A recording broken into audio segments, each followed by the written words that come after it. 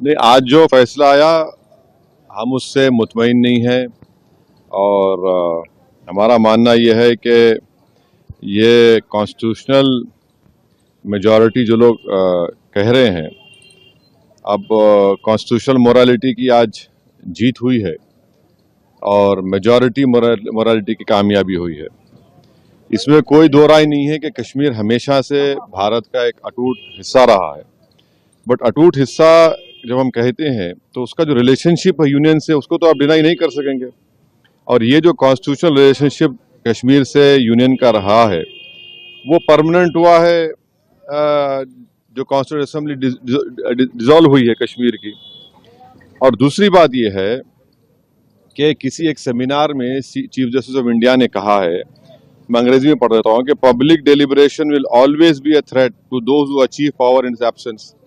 अब क्वेश्चन ये है कि जब आप एब्रोगेट कर रहे हैं स्पेशल स्टेटस, पूरे स्टेट को कर्फ्यू में लगाकर 356 लगा दिया आपने, इलेक्टेड असेंबली नहीं है, तो फिर कश्मीर में डिलिब्रेट किसने किया बताइए हमको, किसने क्या डिलिब्रेट किया? और बोम्बई में फेडरलिज्म को कहा गया कि बेसिक स्ट्रक्चर का हिस्सा है।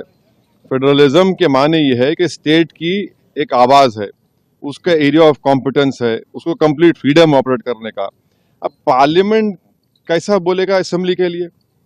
और पार्लियामेंट और कैसे पार्लियामेंट एक रेजोल्यूशन पास करेगा जो असेंबली को पास करना था?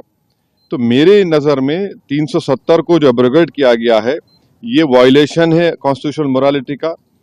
और जो एब्रोगेशन, बाइफर्केशन और डाउनग्रेडिंग हुआ है इस स्टेट के यूनियन टेरिटरी का, ये तो बहुत बड़ा धोखा हुआ है जो हमने कश्मीर के आवाम को वादा किया था। मैं पहले भी कहा हूँ, आज भी कह रहा हूँ कि अब ये तो लेजिटिमाइज हो चुका है कोर्ट से, तो कल बीजेपी को कोई नहीं रोक सकेगा चेन्नई, कोलकाता, हैदराबाद और मुंबई को यूटी बनाने के लिए। और इसका सबसे बड़ा नुकसान जो होगा आप देख लेना फ्यूचर में, डोगरास को होगा और लद्दाख के बुद्धिस्ट को होगा। वहां पर डेमोग्राफिक चेंज होगा।